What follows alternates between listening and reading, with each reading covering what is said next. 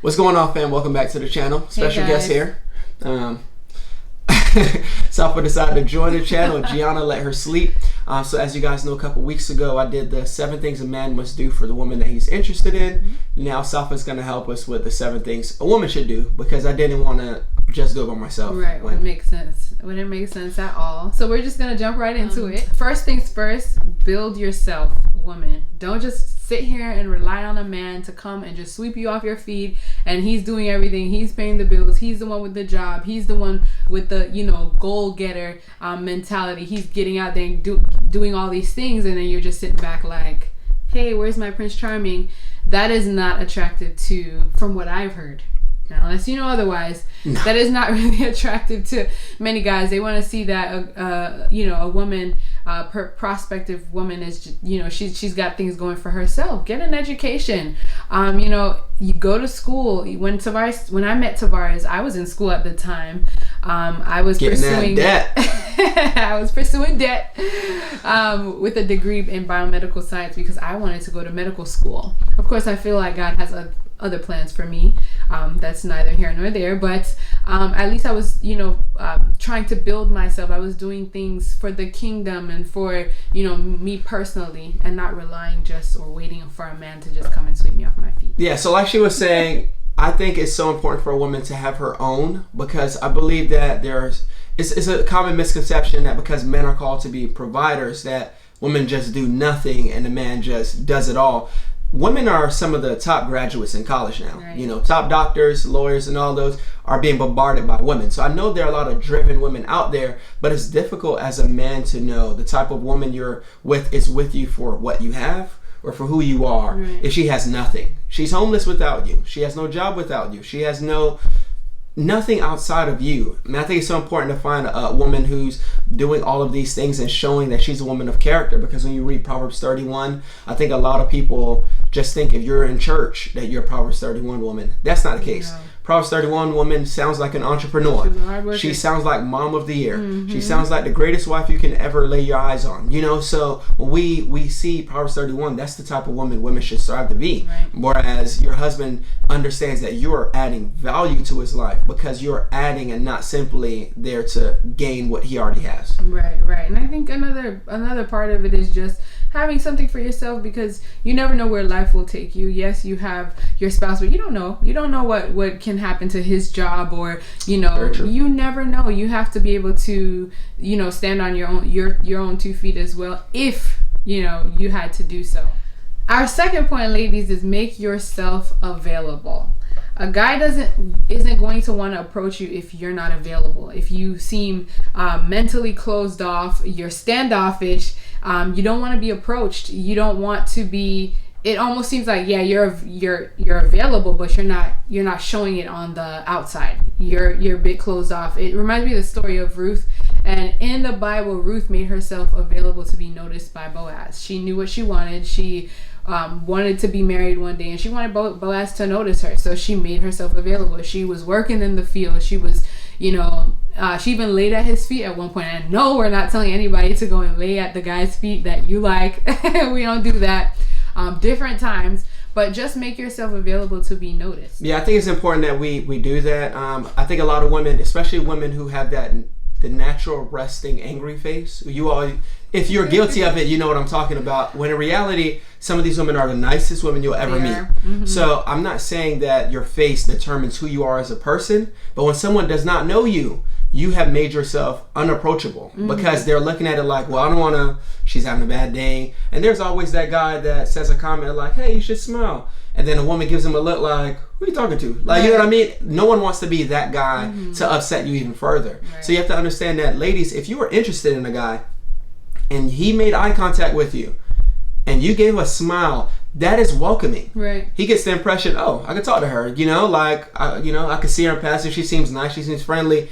That's making yourself approachable. When Safa mentioned Ruth, we don't know if Ruth was actually seeking another husband, but because of where she was able to be noticed. So when you get in these environments, go where these guys are. You can't tell me you're interested in guys. You never go where a guy is. The guy's not going to break into your home. You know what I mean? Like, go to church, go wherever. If he's at Target, ladies, Be in aisle 3 because you saw a brother at aisle 3. Smile at him, whatever. I don't know. But make yourself available and approachable, because when you do that, you allow him to take the lead. And I'm not saying, ladies, you need to do the pursuing, but I think a woman has a job to do in making sure the guy's aware, like, hey, I'm available if, you're interested. Right. It's not putting herself out there, but it's putting herself out there in a subtle way. And I think in the age of social media, that's another thing to look at as well. Making yourself available, even on social media.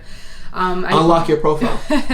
Well, my profile was locked, so I can't say that. But yeah, that is, if you want to be noticed by someone, probably try unlocking your profile. Answer back to messages. Don't leave people on read, or be a little standoffish even in messages. I know we're trying to play hard to get at times, but sometimes it can come off as just unavailable or just rude. And that's not for the guy who's been saying good morning beautiful in your inbox for the last 3 years. Clearly, bro has a problem. But there are so many ladies that I do know their inbox is flooded, but because it's not the guy who they want, they will never respond. But in reality, you're praying for a godly spouse. You don't know if God is the one leading these guys to pursue after you. So you have to be willing to, and that's a matter of being friendly, being respectful. I don't have to be interested in you to hold a conversation with you, so just be willing to be approachable. Right, agreed. And also, I think another thing that goes along with this is just making yourself attractive, not just physically, but, in the age of social media, once again, a lot of us use our platform, use it to your advantage. You see people out there, they want to reach out to you, they want to get to know you, they want to talk to you.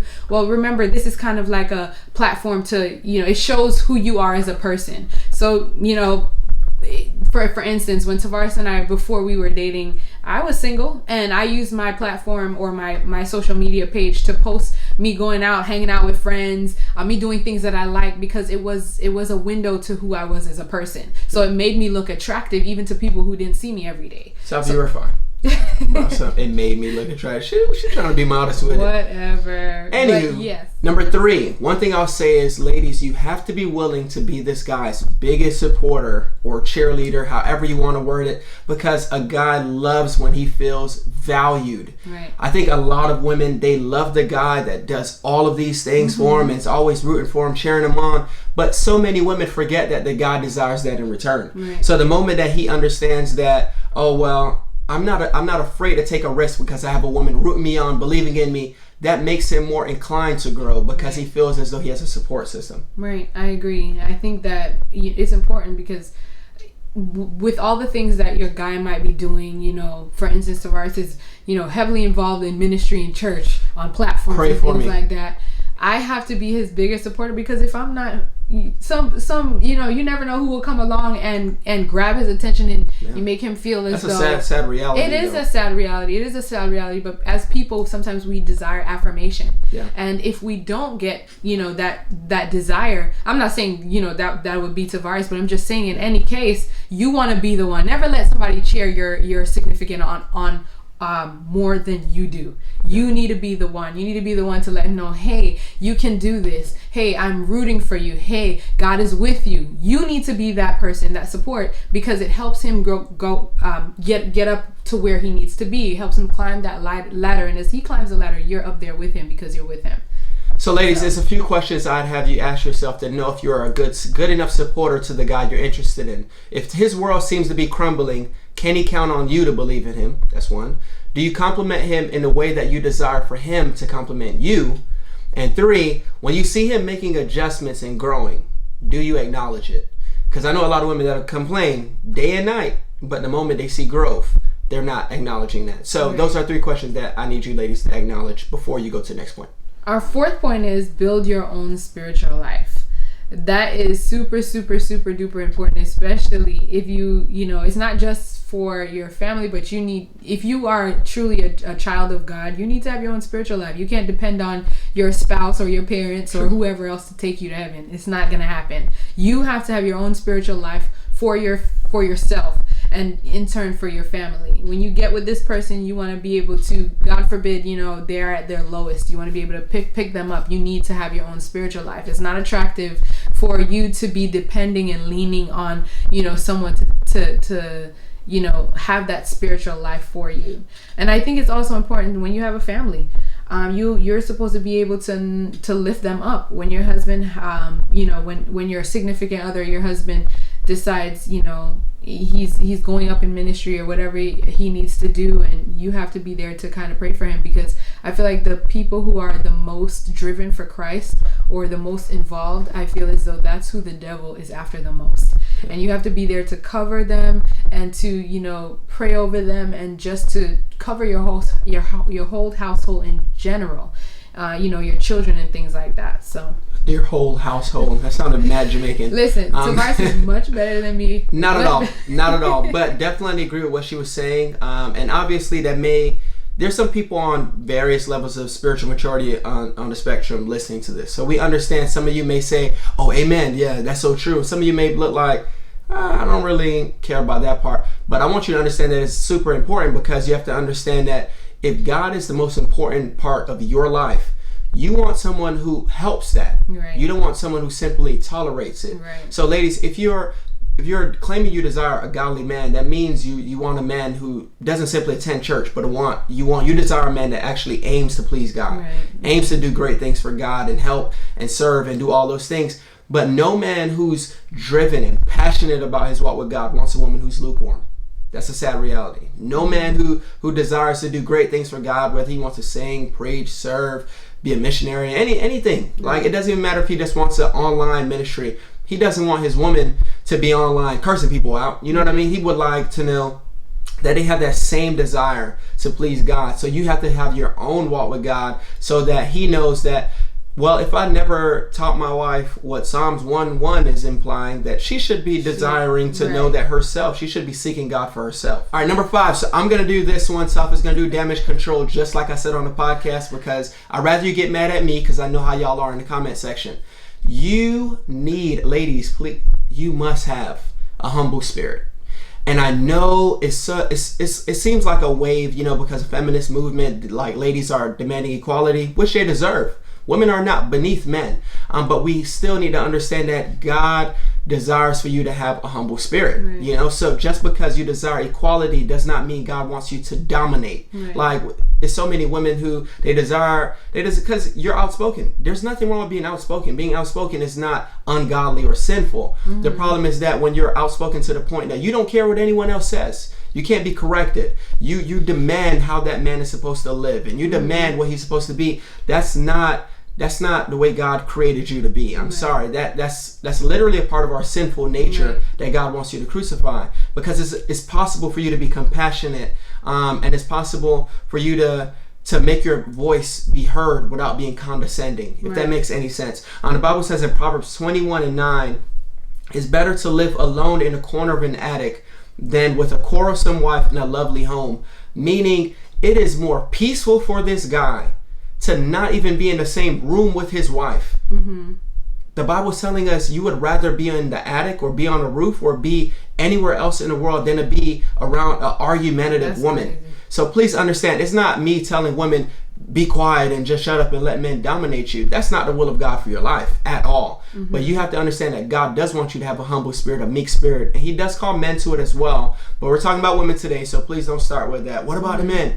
You know, so. No, I just think I guess people don't really know how to distinguish humility and being a pushover. And so that's where there's a cross between those two. But that's a whole nother story in itself. But I just feel as though, you know, as women, we should be humble, especially because I think a man wants to be respected. That's his biggest thing. Women, we desire love. We desire, you know, that part of a relationship, whereas men might desire respect more. And it's hard to show respect to a man if you're constantly you know, you're not humble. If he tries to tell you something or tries to show you something a different way, and you're just like, oh no, I could do it myself, or I got this, and it just it's a disaster. Very true. It turns into a whole big thing. So I think that humility is just a big part, not just for women, but also, like Tavares said, for men as well. And I have a cousin, and you know, she was married, and she had said to me that it's kind of good to be humble in this way too. She is a go-getter. She is very independent. She does things all herself, but it almost seemed as though her husband felt like she didn't need him because she knew how to do it all, so she did it all. you know, and even sometimes she would just be like, you know, hey babe, can you do this for me, or can you show me how to do this, simply because she wanted to show him that she wanted him and she needed him as well. So I feel like there's some humility in that aspect of it as well. Yeah, and to top that off, I want women to understand that there's a way to express your concern without it feeling like nagging. There's a way to express how you feel without feeling like you have to raise your voice. If you ever feel like you're getting to that point and you're not married, clearly this person is not hearing you out, and that's probably a relationship you shouldn't be in. You know what I mean? Obviously, if you're married, that's a whole nother story, but men need to understand, what ladies need to understand about us men is that it's easier for us to listen when we don't feel attacked. Because I'm pretty sure every woman can agree to that. Like, it's easier. Yeah, I think both sides. Exactly. You know? So when we say this point, it's not to say that women need to be calm and the men need to be more aggressive. No, ladies can be aggressive. Ladies can be assertive. But we have to understand that the same way you want him to be respectful in his approach towards you is the same way you have to be in your approach towards him. Because a lady, she can overlook disrespect, but she cannot overlook a lack of love. A man can overlook a lack of love, because every man is not as mushy and is not as, as sensitive in that area.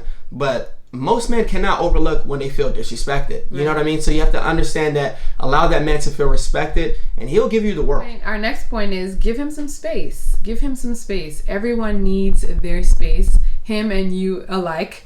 And it's not good to just be all up under each other all the time. You know, eventually you're gonna be together. If this is the person for you, you're going to be together with this person forever, or for until God comes. And so it's good to just give him his space, allow him to, have his own friends, and, go out when he wants to go out. Well, of course, within reason. And, things like that, because there's going to come a time, especially when you start having kids, where you're going to want your space too. And so... Yeah, it's definitely important that I think women have to understand that most guys, we don't like clingy women. Right. We don't feel... some guys, they love that. But most guys who love clingy women, they're controlling, because they want to determine everywhere she goes or everything she does. Nah, she needs to be where I say she needs to be. That's typically the type of guys that like clingy women. But guys who have their own life, there are times when I just need to breathe. You know what I mean? I've seen you all day. He does not need to spend 7 hours with you for you to be interested. So when you are with him and you're all in, but you allow him to have space with his friends and all that, that allows him to feel like, oh, she's secure. She knows where we are. I don't have to keep doing something to prove my love. So it's important to allow him to have his own life, because the moment you start building your life around this guy, everything is about pleasing him. Everything is about doing things to him. Right. One, you're making him an idol in your life. Idolatry obviously is a sin. It's something that can become very dangerous. But two, he knows he can do whatever, and he controls you, because now, well, if I dump her, she gonna be there, because look at her. She don't have anybody else. She has no one else. She has no friends, because she's removed everyone else to build her life around me. So a guy is able to see, like, it's something about that girl, whereas we're clicking, but she's not overly attached to me. And most guys I know, those are the type of women that they think are better fits for them. Right. I agree. And I think it's such a good, even though, you had me in the episode, it's great hearing your perspective, because you're the guy, so you know what. Yeah, I know, but I still had to put you in, because, you get all the likes. They don't like it when it's please. Me.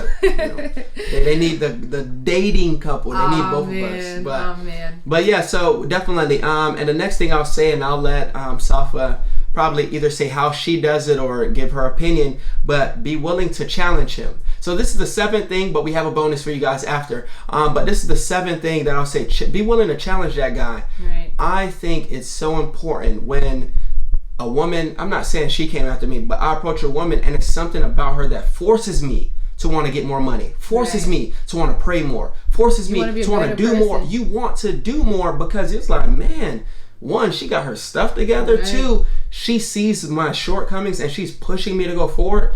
Ladies, please understand that the moment he sees you're not allowing him to be complacent and lukewarm and just casual in his walk with God, or casual in his life in general, you're gonna bring something out of him to make him elevate. Right. And it makes him look like, man, something about this woman, I want her in my life. He likes that feeling. And I just think it's so important, just for vice versa as well, for just for us to challenge each other and to help each other get to our fullest potential in God, and also in our potential business wise and things like that.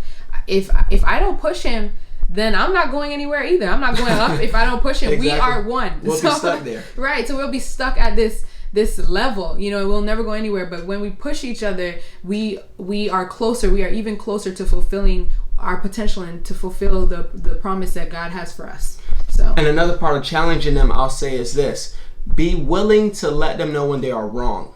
A lot of people are in relationships and they feel as though, man, I can't tell them that. They'll break up with me. They'll get offended, X, Y, Z. But if God placed you in their life, or God placed them in your life, they should be challenging you to grow. Right. Like, hey, man, you've been doing some stuff that you claim you love God. You said you do.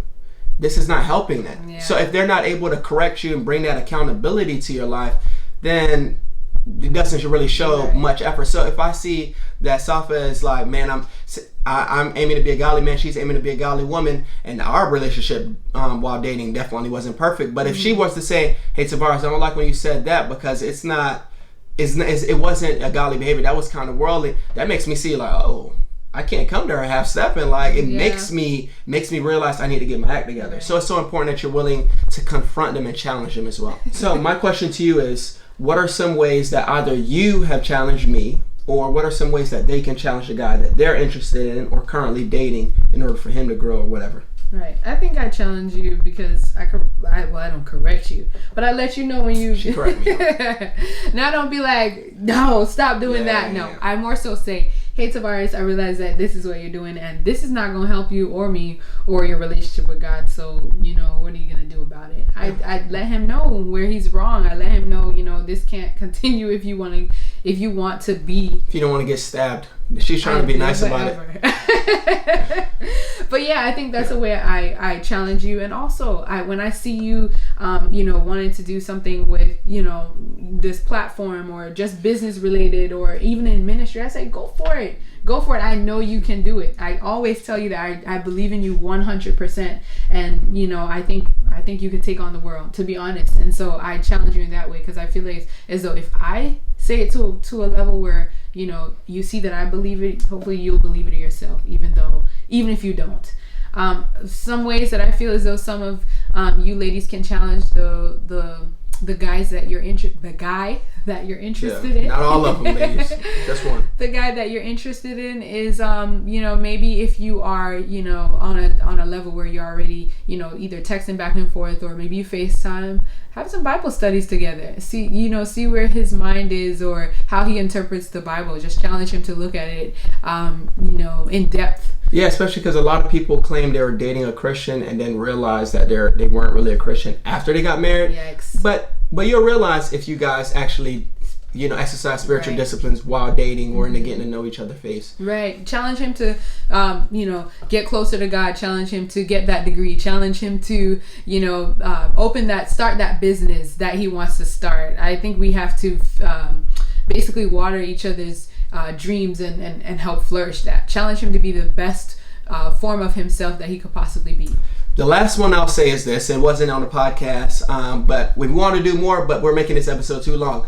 I'll say this. Please do not be that woman to post your drama on the internet. I think a lot of women don't understand that they can...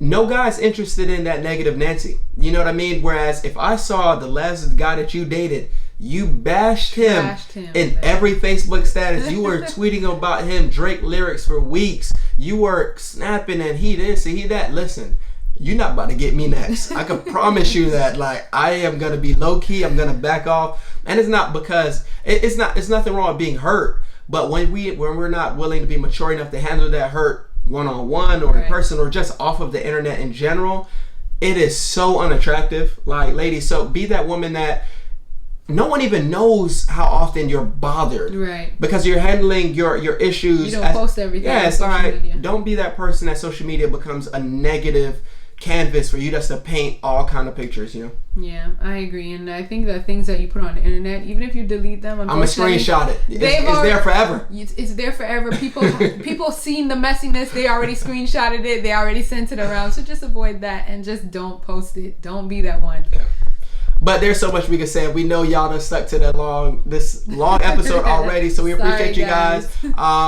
Check out the podcast as well, and we're gonna, you know, update y'all on whatever else it is to come. Stay tuned, because in a couple of weeks, merch will be dropping. Yes. Love y'all. Peace.